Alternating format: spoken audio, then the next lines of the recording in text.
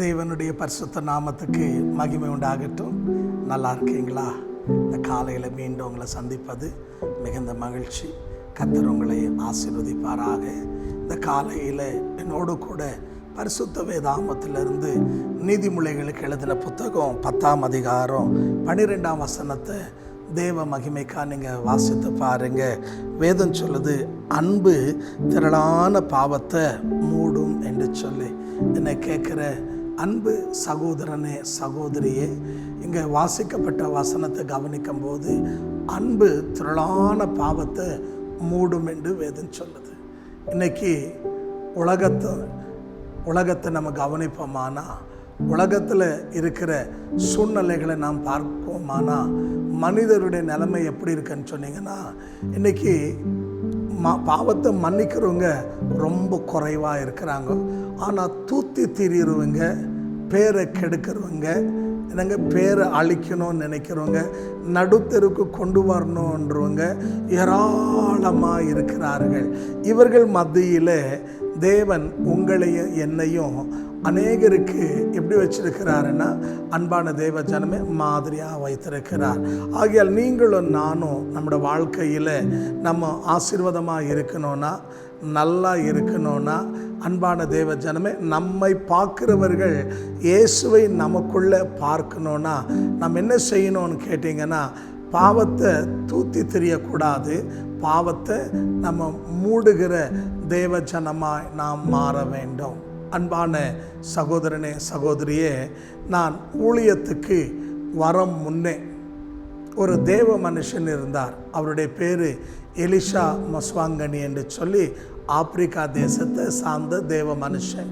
அவர் ஒரு ஊழியருடைய கருத்தரங்கில் அவர் செய்தியை கொடுக்கும்போது அவர் என்ன தெரியுங்களா சொன்னார்? ஒரு ஊழியக்காரனாக இருக்கணும்னா, ஒரு கிறிஸ்துவனாக இருக்கணும்னா, ஒரு தேவ மனுஷனாக இருக்கணும்னா, அவன் முதல் யாராக இருக்கணும்னா, பாவத்தை மன்னிக்கிறவனாக இருக்கணும், பாவத்தை மூடுறவனாக இருக்கணும். அப்போ தான் அவன் கிறிஸ்துவை உலகத்துக்கு வெளிப்படுத்த முடியும் அப்படின்ட்டு சொன்னார். இந்த வார்த்தை அன்பான தேவ ஜனமே, ஏறக்குறைய நான் 36 வருஷங்களுக்கு முன்னால், 37 வருஷத்துக்கு முன்னால் இந்த வார்த்தையை நான் கேட்டேன். ஆனால் அன்னையிலேருந்து இன்னி வரைக்கும் அந்த வார்த்தை என்னால் மறக்க முடியல. ஏன்னா அவர் சொன்ன அந்த வார்த்தை, ஏன்னா ஊழியம் செய்கிற என்னங்க தேவ மனிதர்களாக இருக்கிற கிறிஸ்துவர்களாக இருக்கிற நம்ம பாவத்தை தூத்தி திரியக்கூடாது, பாவத்தை மூடணும் அப்படின்னு சொன்னார். இந்த வார்த்தை அன்பான தேவ ஜனமே, இன்னி வரைக்கும் இந்த ஊழிய பாதையில் நான் கற்றுக்குன்னு செஞ்சுட்டு வரேன். ஏன்னா இந்த உலகத்தில் தூத்தி திரியிறது ரொம்ப ஈஸி, ஆனால் பாவத்தை மன்னிக்கிறது ரொம்ப கஷ்டம். நமக்கு அன்பான தேவ ஜனமே, துரோகம் பண்ணுவங்க, நம்ம கூடவே இருந்து குழி பறித்தவங்க, நம்ம கூடவே சாப்பிட்டு நம்மளை குறித்து போய் மற்றவங்ககிட்ட தவறாக பேசணுங்க, இப்படி ஏகப்பட்டவங்க. ஆனால் இது எல்லாவற்றின் நடுவில் என்ன கற்றுக் கொடுத்தாருன்னா, ஆண்டவர், அப்பா நீ தூத்தி திரிகிற கூட்டத்தில் இருக்காத, நீ மன்னிக்கிற கூட்டத்தில் இரு. நீங்கள் ஒரு வேளை கேட்கலாம், ஐயா எங்களுக்கு இவ்வளோலாம் துரோகம்லாம் செய்கிறாங்களே, நாங்கள் எப்படி அவங்கள மன்னிக்கிறது? அதுக்கு ஒரு நல்ல உதாரணம் யார் அப்படின்னா, ஆண்டவராக இயேசு கிறிஸ்து. பிரியமானவர்களே, நம்ம வேறு யாரையும் பார்க்க வேண்டிய அவசியம் இல்லை, யாரையும் பின்பற்ற வேண்டிய அவசியமும் இல்லை. உனக்கும் எனக்கும் நமக்கும் ஒரு நல்ல என்னங்க வழிகாட்டி, என்னங்க முன் உதாரணம் யார் அப்படின்னா, ஆண்டவராக இயேசு கிறிஸ்து. அவரை நம்ம பார்த்தோன்னா எப்படி அன்பு திரளான பாவத்தை மூடும் என்பதுக்கு அவர் தான் உங்களுக்கும் எனக்கும் ஒரு நல்ல என்னங்க சாட்சி, உதாரணம், மாதிரி. அதுக்கு ஒரு நல்ல வார்த்தை என்னோடு வாசித்து பாருங்க. லூக்கா எழுதின சுவிசேஷம் 23ஆம் அதிகாரம் 34ஆம் வசனத்தை வாசிக்கும் போது ஆண்டவராகிய இயேசு சிலுவையில் முதல் என்னங்க சொன்ன வார்த்தை என்னன்னா, பிதாவே இவர்கள் இன்னதென்று அறியாமல் செய்கிறார்கள், இவளை மன்னியும் என்று சொன்னார். அன்பான தேவ ஜனமே, யாரை பார்த்து ஆண்டவர் இந்த வார்த்தை சொன்னார் அப்படின்னா, அவர் செய்யாத தவற செஞ்ச அப்படின்னு சொல்லி அவர் மேலே தவறாக குற்றம் சுமத்தின மக்கள், அது மாத்திரமல்ல அவரை பரிகாசம் பண்ணினவர்கள், அது மாத்திரம் அல்ல, அன்பான தேவச்சனமே, ஆண்டவரை என்னங்க நிந்தித்தவர்கள், அவமானப்படுத்தினவர்கள், அவரை கேவலமாய் பேசின மக்களை அவர் மன்னியனார். இன்னைக்கு அன்பு நான் இருக்குதுன்னு சொல்லிட்டு நம்ம வம்பு பண்ணுகிற கூட்டத்தாராக நம்ம காணக்கூடாது. நம்ம அன்பு இருக்குதுன்னா வெறியும் நம்ம என்ன பண்ணக்கூடாதுங்க, வாயில் சொல்லக்கூடாது, நம்ம கிரியையில் காண்பிக்கணும். ஏன்னா கர்த்தருடைய வசனம் சொல்லுது, யாக்கோபுக்கு எழுதினதான நிருபம் 2ஆம் அதிகாரம் 26ஆம் வசனத்தை நீங்கள் வாசிச்சிங்கன்னா வேதம் சொல்லுது, ஆவி இல்லாத சரீரம் எப்படி செத்ததோ கிரியை இல்லாத விசுவாசமும் செத்தது. எனக்கு அன்பு இருக்குதுன்னு சொல்லி நம்ம தூத்தி திரிஞ்சால் அது என்ன கிடையாதுங்க, கிரியை கிடையாது. அன்பு இருக்குதுன்னா அதை கிரியையில் நமக்கு ஒருத்தர் துரோகம் பண்ணும்போது என்னங்க, நம்ம எப்போ அவங்கள மன்னிக்கிறோமோ அப்போ தான் கிறிஸ்து இயேசுனுடைய குணம் என்னங்க, கிறிஸ்து இயேசுனுடைய அன்பு நமக்குள்ளே உண்டாகும். ஆகையாலே இந்த காலவேளையில் இந்த வார்த்தையை கவனிக்கிற அன்பு சகோதரனே சகோதரியே, நம்ம செய்ய வேண்டியது, மற்றவங்க மன்னிக்கிறாங்களோ இல்லையோ, நம்ம மன்னிக்கிற தேவ பிள்ளைகளாக மாறணும்.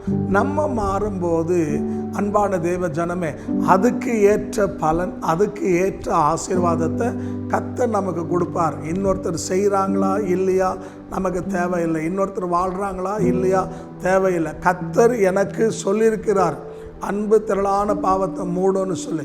நம்ம என்ன பண்ணணும்னா பாவத்தை நம்ம மூடணும்.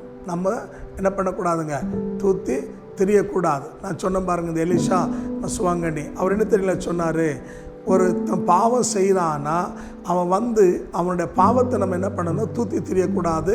நம்ம எப்படி சாப்பிட்டு என்னங்க ஜீரணம் பண்ணுறோமோ அதே போலவே ஒருவனுடைய பாவத்தை நம்ம என்ன பண்ணணுமா, அன்பான தேவ ஜனமே, மூடி ஜீரணம் பண்ணிடணும், மறந்துடணும். அது என்ன பண்ணக்கூடாதுங்க, வாழ்நாள் எல்லாம் ஞாபகத்தில் வைத்து கொண்டிருக்கக்கூடாது. அப்படி நம்ம வைத்து கொண்டிருந்தோன்னா நம்ம ஆவிக்குரிய வாழ்க்கையில் வளரவும் முடியாது, நமக்கும் தேவனுக்கும் நல்ல உறவு இருக்காது. நமக்குள்ள பிசாசு என்ன பண்ணுவானா, இன்னும் கசப்பையும் விரோதத்தையும் பகையும் தான் அதிகமாக கொண்டு நமக்குள்ளே புகுத்துவான். அப்போ நமக்கு என்ன ஆகிடும்னு கேட்டிங்கன்னா, ஆவிக்குரிய மனுஷனாக இருக்கிற நாம் மாம்சீக மனுஷனாக மாறிடுவோம். அப்போ மாம்சீகமான மனுஷனாக நம்ம மாறிட்டோன்னா ரட்சிக்கப்படாத புறஜாதியாக இருக்கும், நமக்கும் வித்தியாசம் இருக்காது. அவனும் தூத்தி திரிகிறான், நம்மளும் தூத்தி திரிகிறோம். அப்போ என்ன வித்தியாசம்? ஸோ ஆகையால் தான் ஆண்டு சொல்லும்போது, அன்பான தேவ ஜனமே, யாத்திரையாகவும் 7ஆம் அதிகாரம் 25ஆம் வசனத்தில் ஆண்டு சொல்லும்போது சொல்கிறாரு, என் ஜனத்துக்கும் உன் ஜனத்துக்கும் நான் என்ன பண்ணுறேன், வித்தியாசத்தை உண்டு பண்ணுவேன். அப்போ நீங்களும் நானும் இந்த உலகத்தில் எப்படி இருக்கணும்னா, நீங்கள் யாத்திரையாகவும் 8ஆம் அதிகாரம் 23ஆம் வசனம் வாசிச்சு பாருங்கள், வித்தியாசத்தை என் ஜனத்துக்கும் உன் ஜனத்துக்கும் நான் உண்டு பண்ணுவேன் அப்படின்னு சொல்லிட்டார். அப்போ நீங்களும் நானும் அன்பான தேவ ஜனமே வித்தியாசத்தை உண்டு பண்ணுகிறவர்களா, வித்தியாசத்தை காண்பிக்கிறவர்களாக நம்ம வாழணும். நம்ம எத்தனை காலம் வாழ்கிறோன்றது முக்கியம் இல்லை, நம்ம வாழ்கிற காலத்தில் நம்ம என்னங்க பாவத்தை மன்னித்திருக்கிறோமா இல்லை தூத்தி திரிந்திருக்கிறோமான்றதை நம்ம ஆராய்ந்து பார்க்கணும். ஆகையால் தான் இயேசு கிறிஸ்து என்ன பண்ணாருன்னா, தனக்கு என்னங்க தீங்கு செய்தில்லை, அவர் கன்னத்தில் ஓங்கி அடிச்சுவங்க, தலையில் கொட்டுனுவங்க, தாடியை பிடுங்கினவங்க, என்னங்க அவருடைய வஸ்திரத்தை உரிந்து கொண்டவங்க,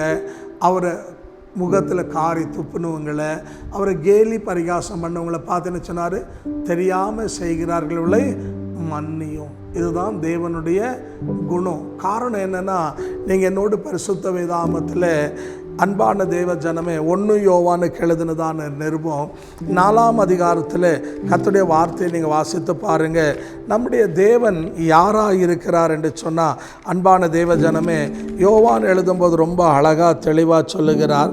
என்னோடு கூட 1 யோவான் 4ஆம் அதிகாரம் 8ஆம் வசனத்தை வாசித்து பாருங்கள். அன்பு இல்லாதவன் தேவனை ஒருபோதும் அறியாதவன். தேவன் யாராக இருக்கிறார்னா, அன்பின் சொரூபியாக இருக்கிறாராம். அன்பான தேவ ஜனமே, தேவனை கேட்டிங்கன்னா யாருன்னா அவர் அன்புள்ளவர். யோசிச்சு பாருங்கள், நம்ம செஞ்ச எல்லா தப்புக்கும் ஏற்றபடி தேவன் நம்மை தண்டிச்சிருந்தா நம்ம ஒருத்தரும் இன்றைக்கி இந்த பூமியில் நிலைச்சிருக்க முடியாது. எப்போவோ செத்திருப்போம், நம்ம கல்ற மேலே புல்லு கூட முளைச்சிருக்கோம். ஆனால் அவர் மன்னித்ததுனால தான் அவர் பாவத்தை மூடினதுனால தான் இன்றைக்கி நீங்களும் நானும் உயிரோடு இருக்கிறோம், ஆசீர்வாதமாக இருக்கிறோம். அப்போ நாம் என்ன பண்ணணும்னா ஆண்டவராக இயேசு கிறிஸ்துவனுடைய அடிச்சொடையை நம்ம பின்பற்றணும். நம்ம பின்பற்றும் போது கண்டிப்பாக கர்த்தர் நம்மை, அன்பான தேவ ஜனமே, அநேகருக்கு நடமாடுகிற வேத புத்தகமாக நம்மை பார்க்கிறவர்கள் நமக்குள்ளே இயேசுவை பார்ப்பார்கள். நம்முடைய பேச்சை காட்டிலும், நம்முடைய பிரசங்கங்களை காட்டிலும் நம்முடைய வாழ்க்கை ரொம்ப முக்கியம். நம்ம வாழ்ந்துட்டால் கர்த்தர் நமக்குள்ளே மகிமைப்படுவார், நம்மை கொண்டு பெரிய காரியங்களை செய்வார். எத்தனை பேர் விசுவாசிக்கிறீங்க? இருக்கிற இடத்துல அன்பான தேவ ஜனமே, தலைகளை தாழ்த்தி கண்களை மூடி, ஆண்டவரே இந்த காலையில் என்னோடு எங்களோடு நீங்கள் பேசுனதுக்காக நன்றி. அன்பு திரளான பாவத்தை மூடணும்னு சொன்னீர். நாங்கள் பாவத்தை தூத்தி தெரியாமல் ஆண்டவரே பாவத்தை மூடுகிற தேவ பிள்ளைகளாக எங்களை மாற்றும். இது வரைக்கும் ஒரு வேளை நீங்கள் செய்யலை, இன்னைக்கு தீர்மானம் பண்ணுங்க. இன்னிலேருந்து தேவ வசனத்தை கீழ்ப்படிந்து தேவனுக்கு பிரியமாக வாழுங்க. கர்த்தர் உங்களை ஆசீர்வதிப்பா. தலைகளை தாழ்த்தி ஜெபிப்போமா. கிருபையாய் நேசிக்கிற நல்ல ஆண்டவரே, இந்த காலையில் என்னோடு எங்களோடு தகப்பனே நீங்கள் பேசின மகிமை நிறைந்த வார்த்தைக்காக நன்றி. நாங்கள் கேட்டு விட்டுவிடாமல் அன்பு திரளான பாவத்தை மூடணும் சொன்னீரே. நாங்கள் உம்மை போல பாவத்தை மன்னிக்கிறவர்களாக, பாவத்தை மூடுகிறவர்களாக, இனி நீ பாவம் செய்யாதே இருப்போ என்று சொல்லி கையும் களுவுமா பிடித்த ஸ்ரீயை எவ்விதமாக ஆண்டவரே கர்த்தா நீர் மன்னித்தீரோ, அதே போல் நாங்களும் அன்று மாறத்தக்கதாக எங்களை உம்மை போல மாற்றுவீராக. இந்த வார்த்தை கேட்டு ஒப்பு கொடுத்த எல்லா தேவ பிள்ளைகளை பேரு பேராக, பங்கு பங்காக, வகை வகையாக தொட்டு ஆசீர்வதியும்.